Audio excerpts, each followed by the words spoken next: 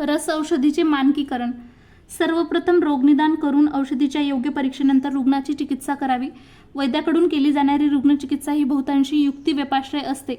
प्राचीन काळी वैद्य मंडळी स्वतः कल्पातील आवश्यक घटक द्रव्याचे चयन व शोधन करीत आणि स्वयंनिर्मित कल्प चिकित्सेसाठी वापरत असत. परंतु आयुर्वेदिक औषधाच्या वाढत्या मागणीनुसार औषधी निर्माण करणारे वैद्य व चिकित्सा करणारी वैद्य मंडळी वेगवेगळी होऊ लागली. त्यामुळे आयुर्वेदिक औषधी निर्मितीला नंतरच्या काळात व्यावसायिक स्वरूप येऊ लागले.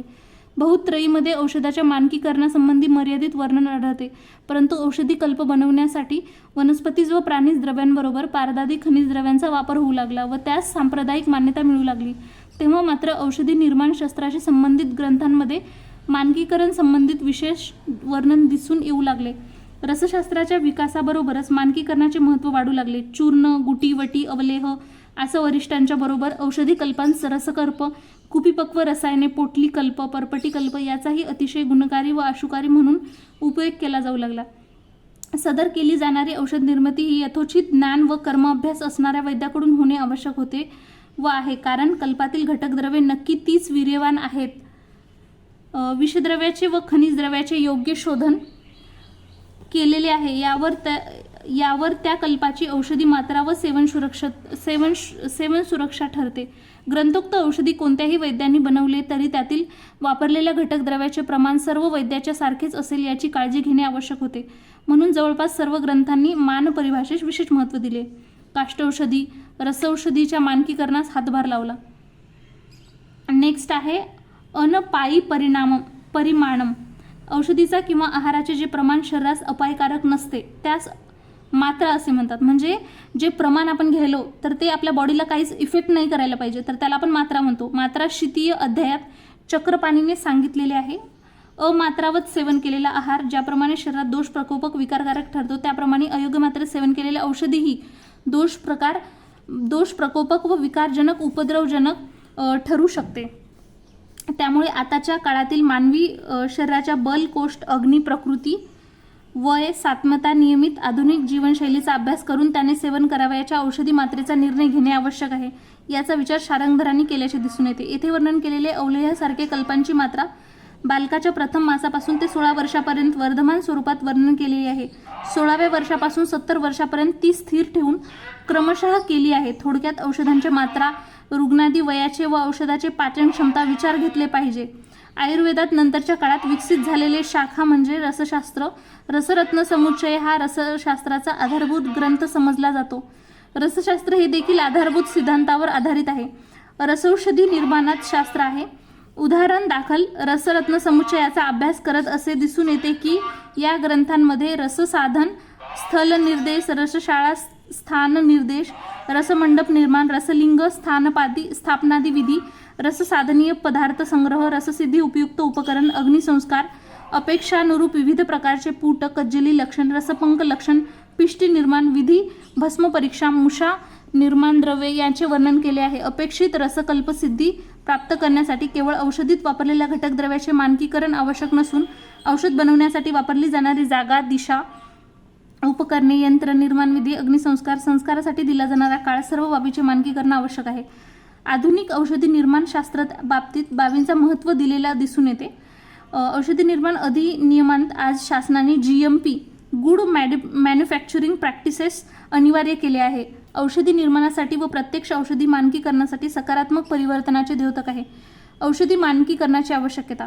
आयुर्वेदिक औषधींमध्ये खनिज, प्राणीज, प्रामुख्याने वनस्पती द्रव्यांचा स्वतंत्र किंवा सामुदायिकरित्या संस्कारांती उपयोग केलेला असतो. कारण एकल औषधीपेक्षा अनेक द्रव्याच्या एकत्रित किंवा सामुदायिक कारमुक्तेला अनन्यसाधारण महत्त्व आहे. जसं उदाहरणार्थ एकल शुंठीचे कार्य व त्रिकटूमध्ये असताना शुंठीचे कार्य याच्यात भेद आहे. त्रिकटूमध्ये असताना शुंठीचे कार्य मरीच व पिपली या द्रव्याबरोबर सामुदायिक कार्य आहे. पुढील 4 प्रकारच्या औषधी योगांचे मानकीकरण स्टँडर्डायझेशन गरजेचे आहे. पहिलं तर आहे एकल वनस्पती द्रव्य, गुडूची हरितकी, एकापेक्षा अधिक वनस्पती द्रव्याचे मिश्रण जसं दशमूळ, त्रिफळा, प्राणीज द्रव्य उदाहरणार्थ घृतमध, वनस्पती द्रव्यांपासून बनवलेले किंवा प्राणीज द्रव्यापासून बनवलेले कल्प, प्लांट प्रोडक्ट, ॲनिमल प्रोडक्ट ज्यामध्ये विविध प्रोसेसेस केलेले आहेत जसं औषधी तेल, घृत निर्मितीसाठी केलेला स्नेहपाक विधी, आसवरिष्ट निर्मितीसाठी केलेला आसूत प्रक्रिया, घन बनविताना केलेला अग्निसंस्कार, अवलेह निर्मितीतील प्रक्षेपण.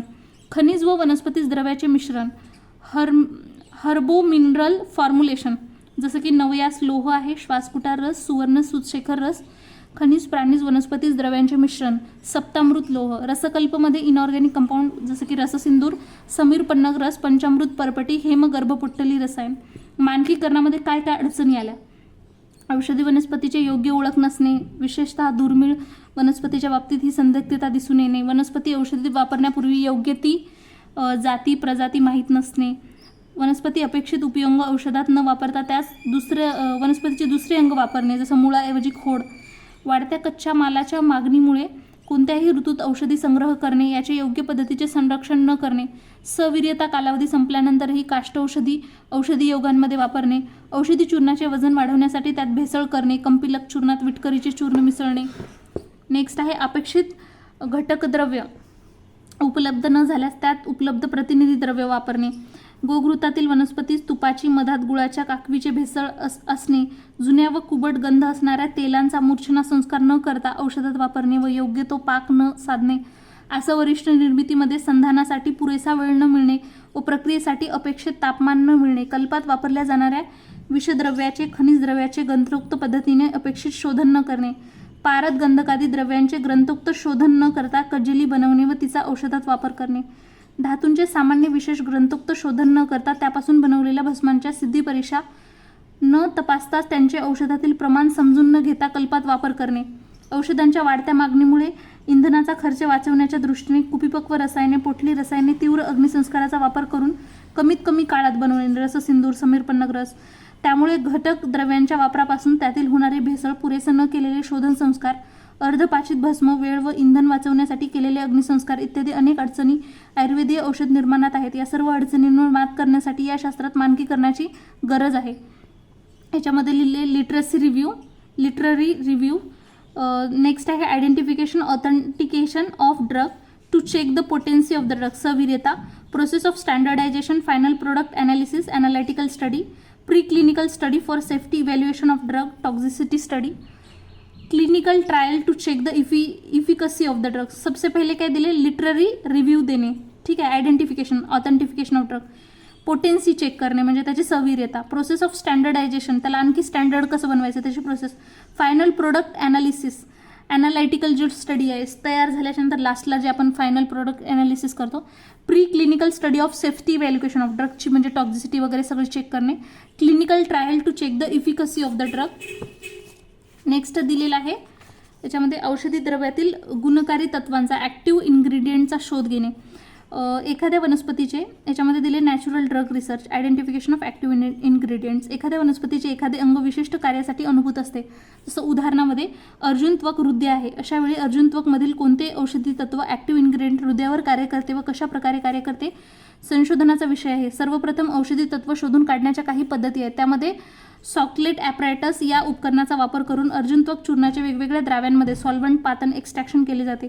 या सॉल्व्हंटमध्ये प्रामुख्याने पेट्रोलियम इथर, क्लोरोफॉर्म, ॲसिटोन, डायइथाइल इथर, ethyl alcohol, methyl alcohol water यांचा वापर केला जातो. या वेगवेगळ्या द्राव्यांमध्ये पातन करण्यामागचा हेतू एवढाच आहे की जे तत्व क्लोरोफॉर्ममध्ये विद्राव्य आहे ते जलात विद्राव्य असेलच असे नाही, त्यामुळे एका द्रव्यातील सर्वच औषधी तत्वांना शोधून त्यांना वेगवेगळे करून मोजण्यासाठी पातनाकरिता वेगवेगळ्या द्रव्यांचा सॉल्व्हंट उपयोग करता येतो. नंतर chromatography, preparation TLC, column chromatography GC, HPTLC द्वारे एकाच औषधी वनस्पतीमधील तत्व कंपाऊंड वेगवेगळी करता येतात. जसं वेगवेगळे सॉल्व्हंट वापरून अर्जुन त्वकमधील अर्जुनिन सारखी इतर तत्व शोधता व मोजता येतात. ती वेगवेगळी करून त्यांची इंडिव्हिज्युअल ॲक्शन, डिझायर्ड ॲक्टिव्हिटी पडताळणे आवश्यक आहे. तसे सिद्ध झाल्यास औषधी व औषधी वनस्पतीची मात्रा ही अतिशय कमी करता येऊ शकेल.